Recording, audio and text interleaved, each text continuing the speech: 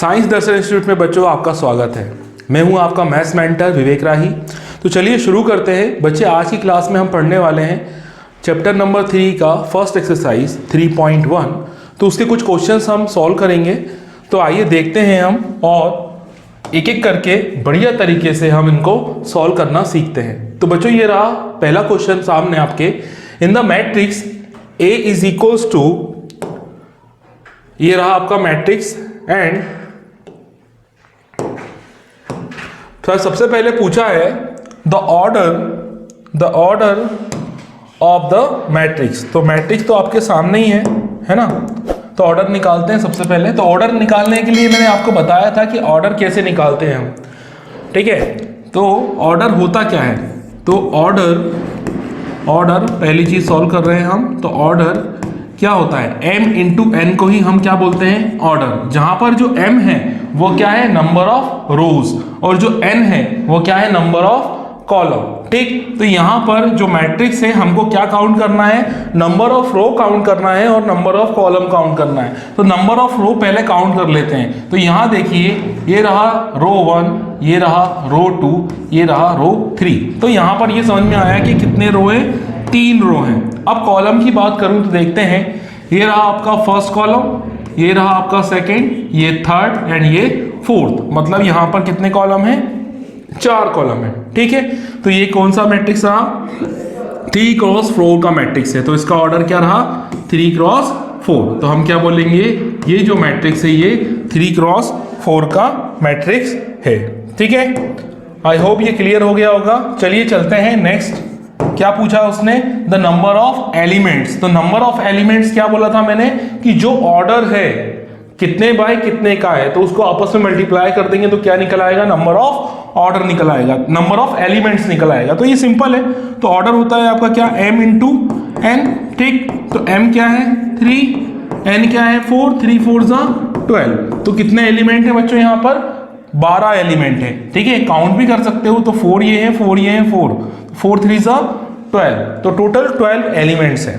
Third question पे आ जाते हैं। तो थर्ड क्वेश्चन क्या बोलता है आपसे, right the elements of A13, A21, A33, A24 और A23।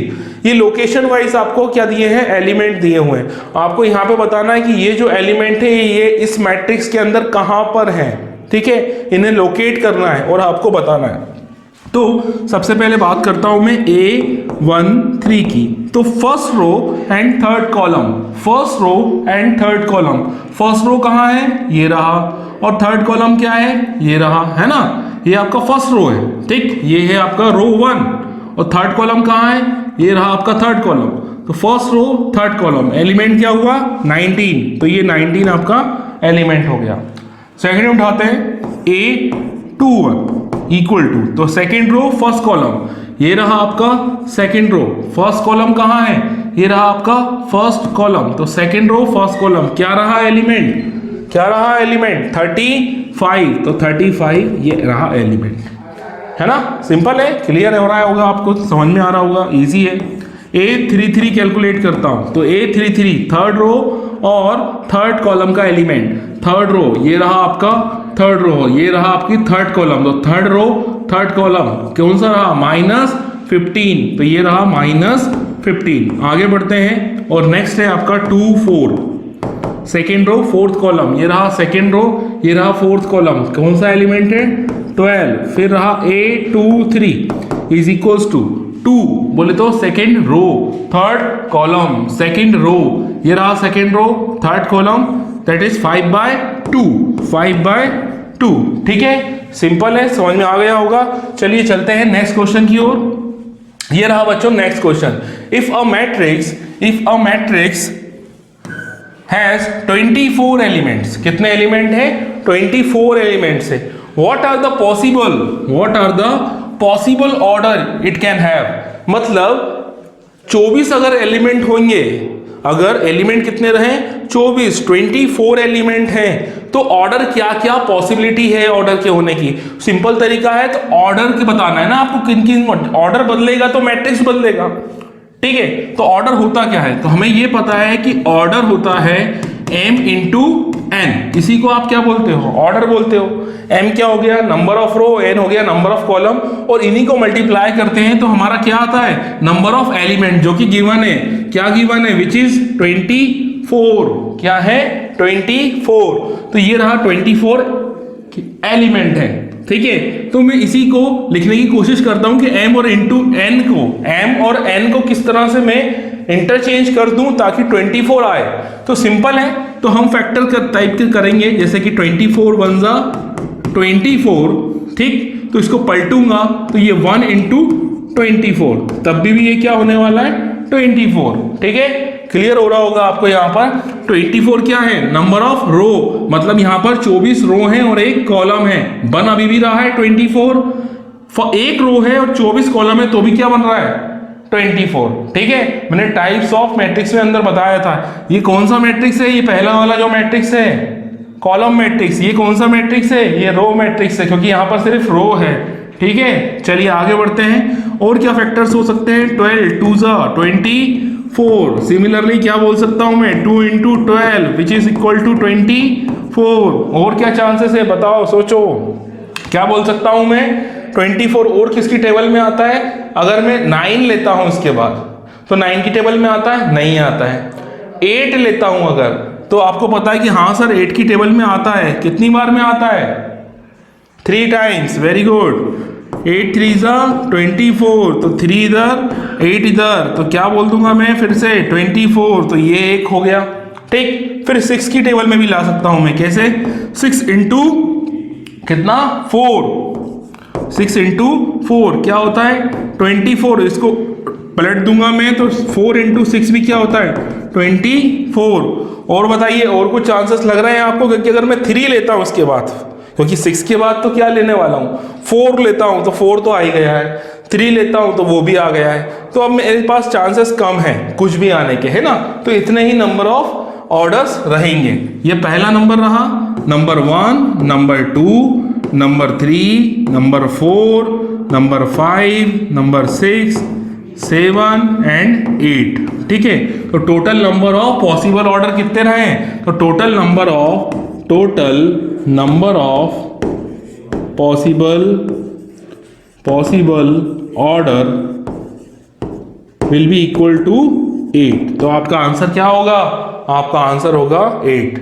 सर यहाँ पर हम कितने ऑर्डर बना पाएंगे, या नंबर ऑफ मैट्रिक्स कितने होंगे, ऑर्डर बदलेगा तो मैट्रिक्स बदलेंगे, ऑब्वियस है, तो ये 8 आंसर रहेगा।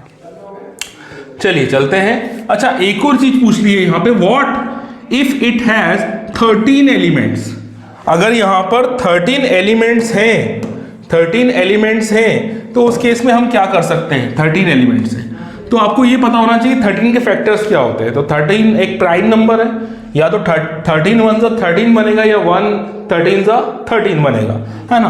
तो अगर मैं ऑर्डर लिखने की कोशिश करूं किसके, 13 के, है ना, m into n equal to 13, इस तरह से लिखूंगा मैं।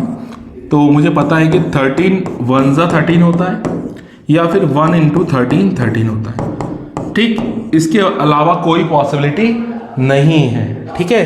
तो यहाँ पर नंबर ऑफ ऑर्डर कितने हो गए, पॉसिबल ऑर्डर 2, तो यहाँ पे आंसर क्या हो जाएगा 2, ठीक है। आई होप क्लियर हुआ होगा, है ना। चलते हैं नेक्स्ट क्वेश्चन, सिंपल है, प्रैक्टिस करोगे आएगा, है ना। अगर मेरा बेसिक पुराना वीडियो आपने देखा है अच्छे से तो ये भी इजीली समझ में आना चाहिए, ठीक है। और अगर किसी बच्चे ने नहीं देखा है तो प्रीवियस वीडियो पे जाए, पहले वो देख ले, उसके बाद ये देखे, उसको एक बार में बिल्कुल समझ में आएगा कि हो क्या रहा है, ठीक है। चलिए चलते हैं नेक्स्ट क्वेश्चन की ओर।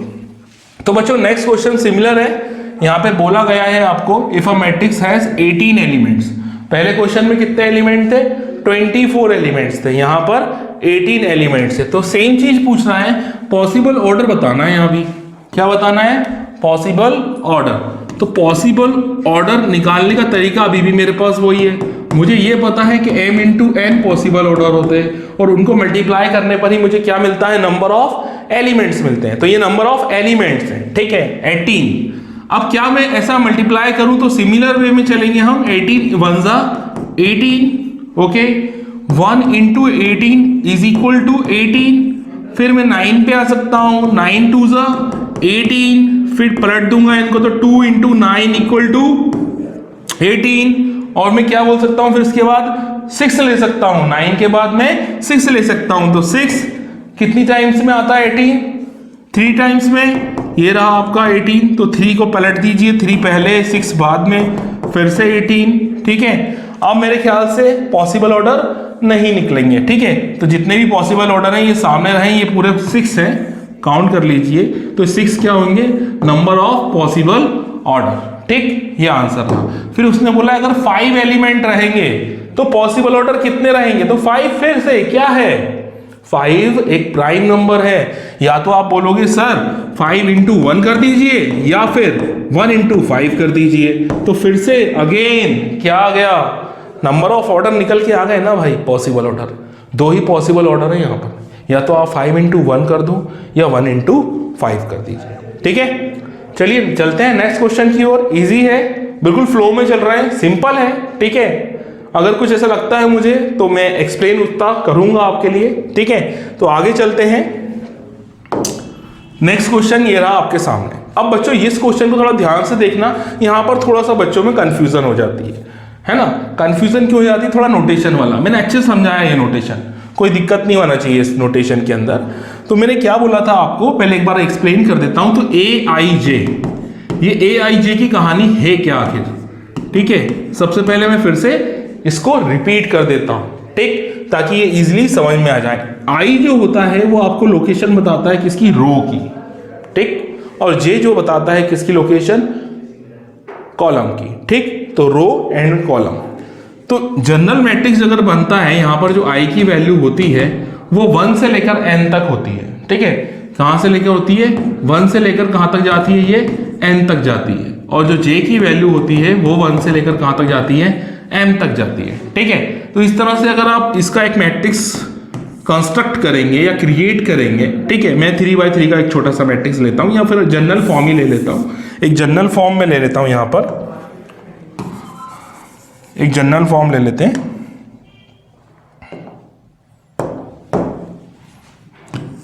ये लो जनरल फॉर्म यहां पे लिख ही देता हूं। तो पहला क्या आता है, 1 1 1 2 1 3 डैश डैश डैश 1 n, ठीक है, ऐसे ही चलेंगे, A21 A22 A23 dash dash dash A2n, ऐसे ही हम जब चलते जाएंगे तो यहाँ पर लास्ट में आएगा 1 2 3 लास्ट तक m आएगा, ठीक है। तो ये क्या हो जाएगा, m और m1 am2 am3 dash dash dash amn, ठीक है। तो इस तरह से ये m क्रॉस n का एक मैट्रिक्स बन जाता है, ये एक जनरल फॉर्म है ना, ये सिखा चुका हूं मैं प्रीवियस वीडियो में। तो यहां पर ये लोकेशन पे है, यही लोकेशन के हिसाब से आपको एलिमेंट बनाना है खुद ही, जैसे कि दिया हुआ है कंडीशन उसके हिसाब से, और यहां पुट करते जाना है तो आपका आंसर निकल जाएगा, ठीक है। अब एक बार मैं करके दिखाता हूं, आपको समझ में आएगा, ठीक है, कोई दिक्कत वाली बात नहीं है, आपको समझ में आएगा। चलिए तो पहला क्वेश्चन ले लेते हैं सबसे पहले हम, है ना।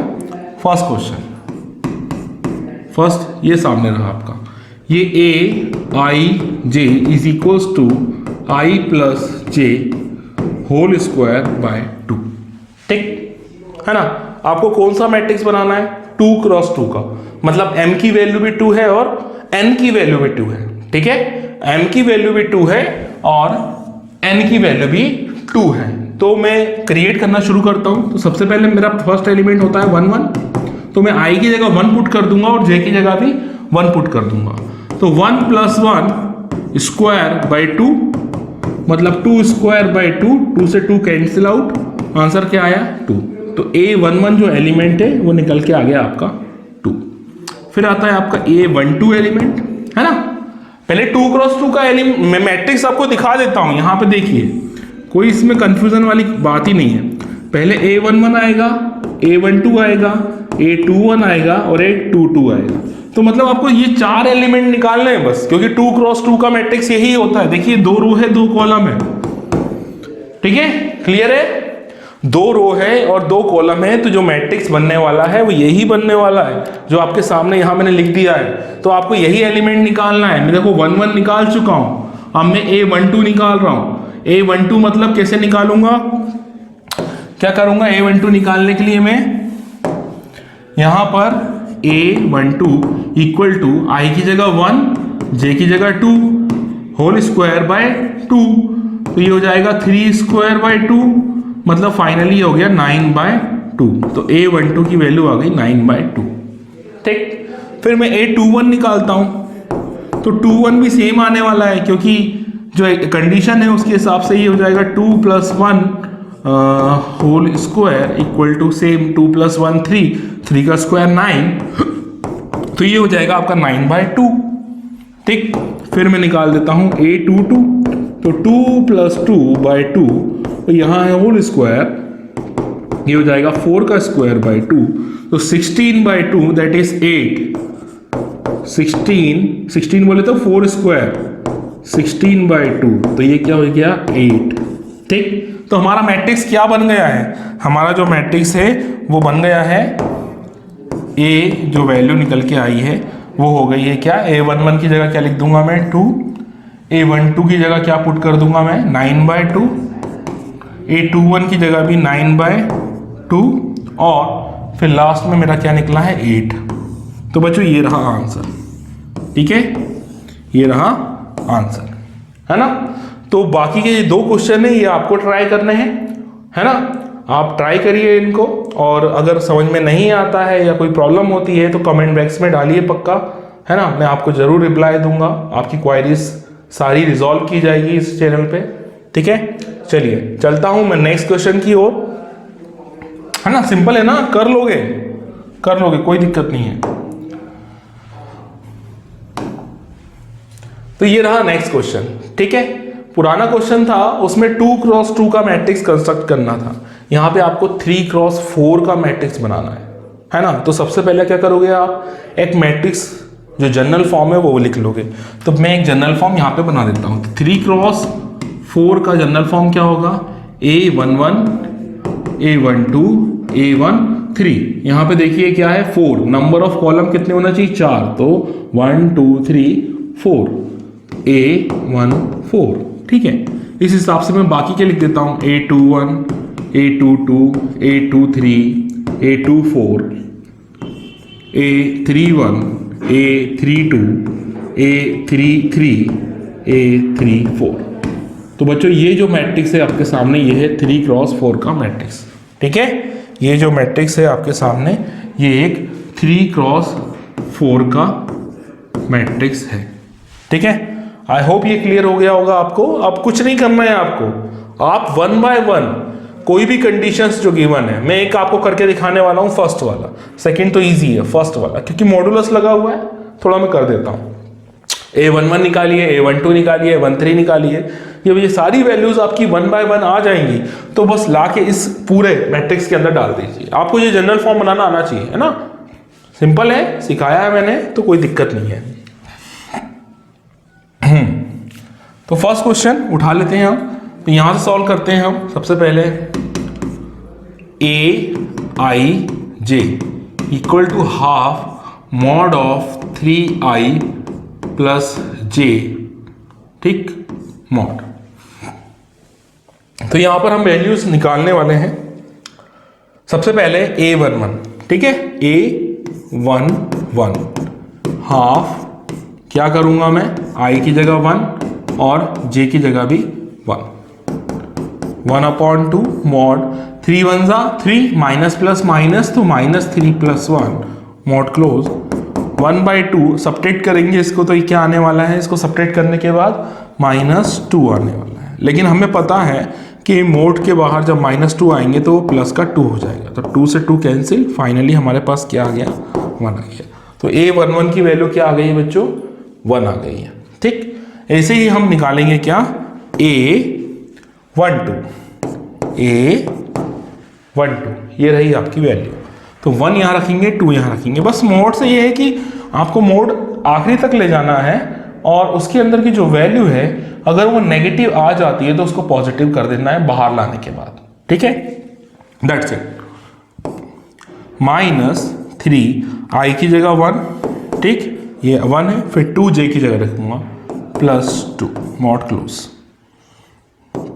तो 1/2 सॉल्व करेंगे इसको तो -3 1 जा -3 + 2 मॉड क्लोज। सब्ट्रैक्ट करेंगे तो क्या आने वाला है बच्चों, -1 आने वाला है ना। तो 1/2 मॉड ऑफ -1, जब -1 में से मॉड हटेगा तो वो 1 बन जाएगा। तो फाइनली आपका आंसर आ जाएगा 1/2। ठीक है, तो आपकी देखिए दो वैल्यूज आ चुकी है। एक वैल्यू यहाँ पर आप देख पा रहे हैं 1 और दूसरी वैल्यू ये 1/2। ठीक है, आगे सॉल्व करते हैं। फिर अगला निकालते हैं वैल्यू हम A11 हो गया, A12 हो गया, फिर हम A13 निकालते हैं यहाँ पर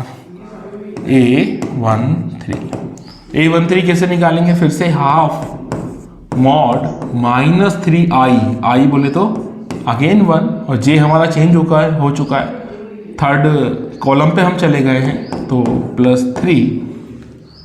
तो यहाँ पर हम सॉल्व करेंगे तो 1/2 -3 1 जा -3 + 3, तो यहाँ क्लियर है, तो 0 हो रहा है ना। 3 में से 3 गया 0, तो हमारा जो आंसर निकल के आ रहा है, क्योंकि 0 में 1/2 का मल्टीप्लाई भी करोगे तो वो भी 0 ही आएगा। तो ये आपकी वैल्यू जो निकली है वो 0 पर निकली। फिर आते हैं हम A14 की ओर। ठीक है, A14 वो रहा A14। तो A14 1 रखना है अपन को किसकी जगह, कहाँ रखना है अपन को 1 रखना है हमको i की जगह। तो 1/2 -3 1 और प्लस j इस बार 4 है। ठीक है, j इस बार 4 है। तो 1/2 -3 + 4 सब्ट्रैक्ट करेंगे, प्लस का 1 आएगा और प्लस का ये तो मोड हट जाएगा, तो फाइनली 1/2 यहाँ पर आपके सामने आ जाएगा। तो अब दो वैल्यू और कैलकुलेट कर ली है हमने, कौन कौन सी, एक 0 आ गया और एक आपका 1/2 भी आ गया। ठीक है, यहाँ पर हमने A11 की वैल्यू निकाली थी, A12 की, A13 और A14। तो ये वैल्यूज निकल के आ चुकी हैं। ठीक है, आगे की वैल्यूज निकालते हैं हम।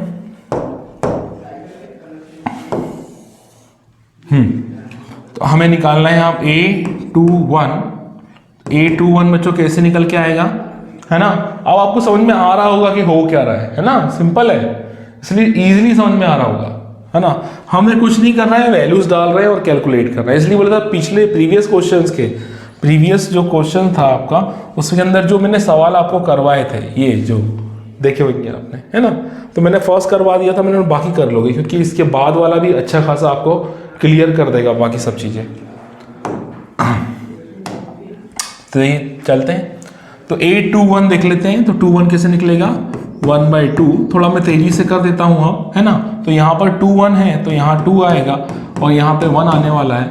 जब इसको आप सॉल्व करोगे यहाँ पर, तो ये 1/2 -3 × 2 हो जाएगा, -6 + 1 -5, मोड में आने से बाहर आने के बाद 5, दैट इज 5/2। अगेन A22, तो A22 निकालना भी इजी है, -3 2 + 2, 2 3 6, -6 + 2 -4, मोड से बाहर आएगा तो 4, तो ये क्या हो जाएगा 1/2 × 4, तो 2 से 2 टाइम्स गया 2 निकल आया। फिर ऐसे ही मैं 2 3 निकाल लूंगा, 2 3 1/2 -3 2 और 3 यहाँ लिखेंगे। तो आपको समझ में आ रहा है कि यहाँ पर क्या होने वाला है, 3 2 6 -6 + 3, प्लस का -3 आने का अंदर, बाहर आने के बाद वो प्लस का 3 बन जाएगा। तो ये क्या हो गया आपका 3/2 हो जाएगा। फिर A24 1/2 mod ऑफ -3 2 + 4 = तो 3 2 6 -6 + 4 -2, mod से -2 बाहर आके 2, तो 2/2, 2 1 2, तो यहां पर आ गया आपका 1 आ गया। ठीक है, आई होप ये क्लियर हो रहा होगा आपका, सिंपल है ना। तो अभी आपकी 4 वैल्यू और आ गई है, मतलब जो सेकंड रो है उसकी सारी वैल्यू हम निकाल चुके हैं, 5/2 2 3/2 एंड 1, मतलब आपका ये रो कंप्लीट हो गई। ये रो सिमिलर वे में हम ये रो भी कंप्लीट करने वाले हैं, तो चलिए उसको भी कंप्लीट कर लेते हैं हम। तो अब हमें क्या निकालना है, A31, तो यहाँ पर हम क्या निकालेंगे, A31 निकालेंगे। तो A31 तो 1/2 मॉड ऑफ -3 क्या आने वाला है यहाँ पर 3 + 1। कैसे सॉल्व करेंगे, तो 1/2 3 3 = 9 -9 + 1 मतलब -8 -8 मॉड के बाहर आएगा तो 8 8 2 4 = 8 that is 4।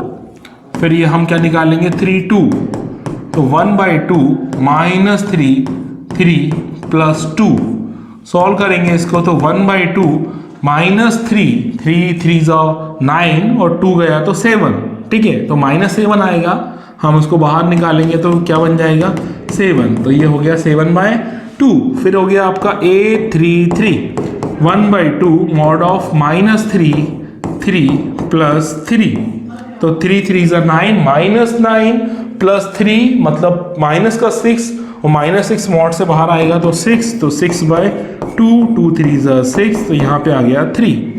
Again last and 3 4 is equals to 1/2 mod of -3 mod bracket 3 + 4 3 3 = 9 -9 + 4 is equals to -5 mod से बाहर आएगा तो 5 तो ये क्या हो जाएगा आपका 5/2।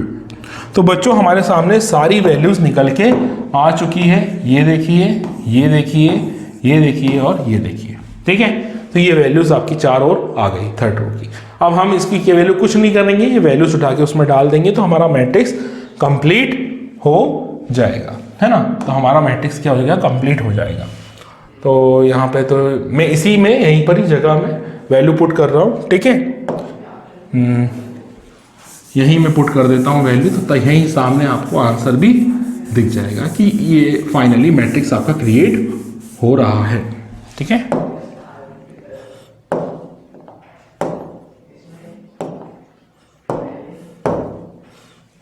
तो A11 क्या निकला मेरा, A11 आया था मेरा कितना 1। A11 देखिए यहाँ पर ये 1। A12 कितना आया था 1/2। A12 के बाद A13 कितना आया था 0।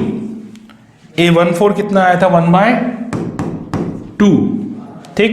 A21 कितना आया था 5/2। A22 कितना आया था 2। A23 3/2। A24 1, ठीक है। थर्ड रो में आया था 4 7/2 4 7/2 3 and 5/2 3 and 5/2 3 and 5/2। तो बच्चों ये रहा आपका मैट्रिक्स जो हमने बनाया है। आपके सामने ऐसा कोई सा भी सवाल आ जाए, ठीक है, तो आप इसको इजीली बना लोगे क्योंकि बहुत सिंपल है। थोड़ा लेंदी इसके अंदर हो गया है, ठीक है, क्योंकि नंबर ऑफ एलिमेंट्स बढ़ेंगे तो आपका कैलकुलेशन भी बढ़ेगा, लेकिन कैलकुलेशन इजी रहेगा। ऐसा नहीं है कि कुछ ऐसा कॉम्प्लिकेटेड रहे ताकि आप सॉल्व ना कर पाए, सॉल्व इजीली हो जाएगा। तो चलिए चलते हैं अब नेक्स्ट क्वेश्चन की ओर। तो बच्चों ये रहा नेक्स्ट क्वेश्चन, पढ़ लीजिए एक बार।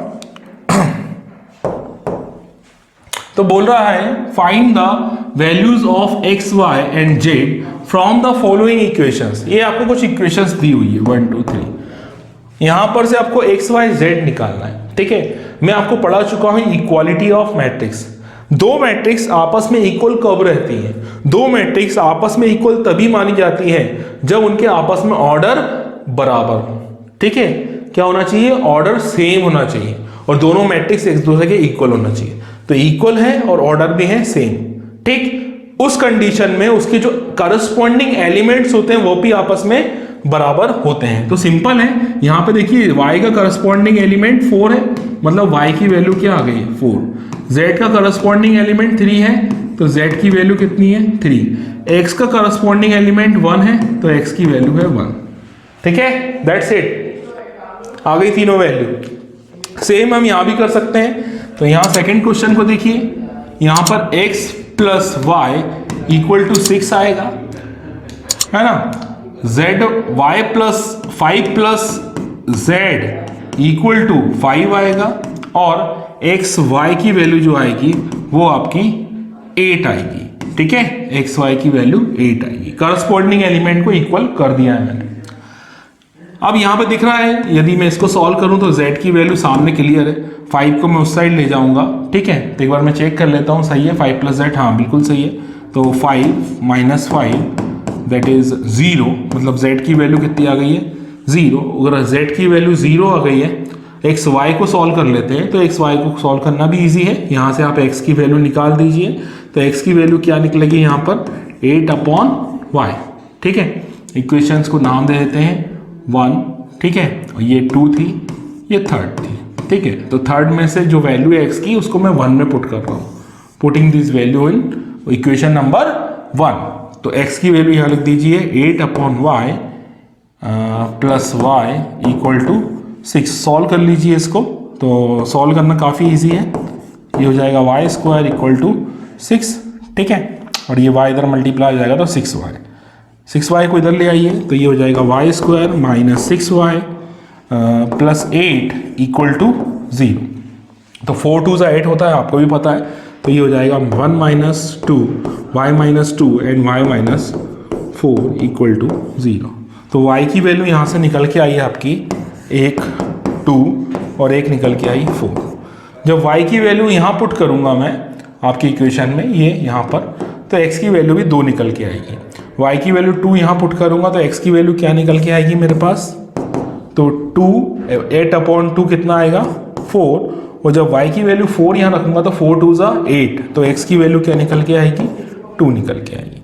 तो इस तरह से, और z की वैल्यू कितनी है 0। तो ये सारी वैल्यूज़ जो आपको निकालनी थी ये रही सामने, ठीक है।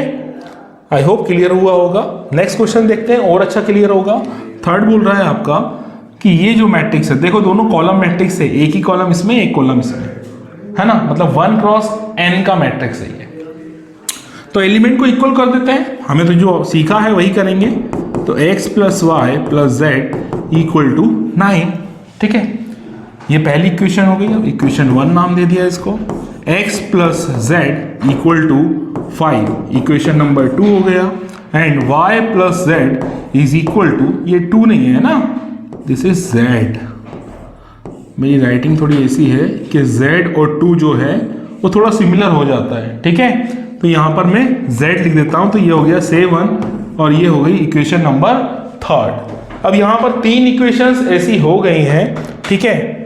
और फर्स्ट जो इक्वेशन है, फर्स्ट, सेकेंड और 3rd, तो यहाँ पर कुछ वैल्यूज हम इस तरह से, तो बच्चों ये रही 3 इक्वेशंस जो हमने निकाली है। हम इसको सॉल्व करेंगे और इजीली आंसर निकाल लेंगे। तो यहाँ पे आपको दिख रहा है x + z = 5, और यहाँ पर भी देखिए x + z।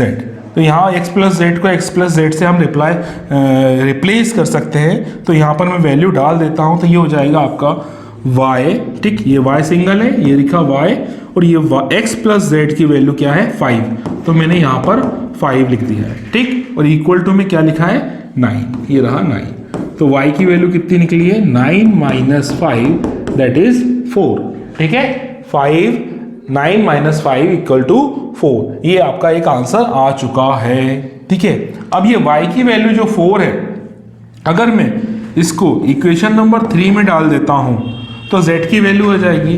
तो y की वैल्यू 4 मैंने डाल दी, ये y को 4 से रिप्लेस कर दीजिए, + z = 7। 4 उधर गया तो z = 7 - 4 दैट इज 3, ये z की वैल्यू आ गई, ठीक है। अब x निकालना है तो z की वैल्यू 3 है ही, यहाँ रख दीजिए, तो आपका x निकल गया। तो x + z की वैल्यू 3 = 5, इक्वेशन नंबर 2 में डाल रहा हूँ ये मैं, है ना। ये जो z की वैल्यू है ये मैं इक्वेशन नंबर 2 में डाल रहा हूँ। तो ये हो गया आपका x की वैल्यू 5 - 3 = 2। तो बच्चों यहाँ पे आप देख पा रहे होंगे तीनों आंसर्स क्लियरली निकल के आ चुके हैं, ये 2, ये 3 एंड ये 4, ठीक है। 2, 3, 4 क्लियर है ना, सिंपल है। अगर इक्वालिटी है तो आपसे क्वेश्चन सॉल्व होने की 100% चांसेस है ना, कोई दिक्कत वाली बात नहीं है। तो आगे बढ़ते हैं, ये रहा नेक्स्ट क्वेश्चन, सेम क्वेश्चन है ना, इक्वालिटी पे बेस्ड है। A b c d 4 values है, चारों कैलकुलेट करनी है। चलिए आइए सॉल्व करते हैं इसको।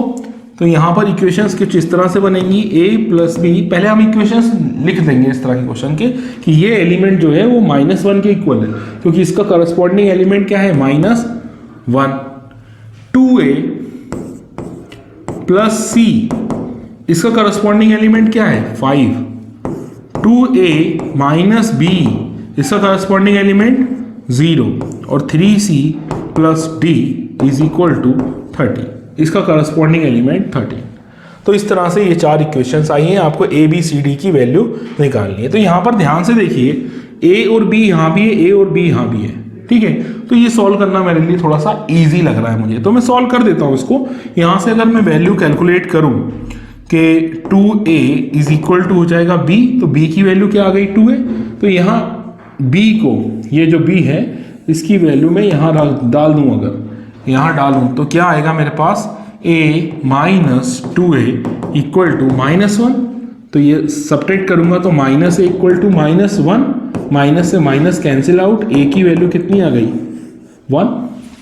a की वैल्यू क्या निकल के आ गई, 1 निकल के आ गई, ठीक। अब a की वैल्यू 1 है, वो आप यहाँ डाल दीजिए तो b की वैल्यू निकल के आ जाएगी। a की वैल्यू 1 डालूंगा यहाँ पर तो कितनी आ गई, b की वैल्यू 2। तो b की वैल्यू फाइनली कितनी आ गई, 2 आ गई है आपके पास, है ना।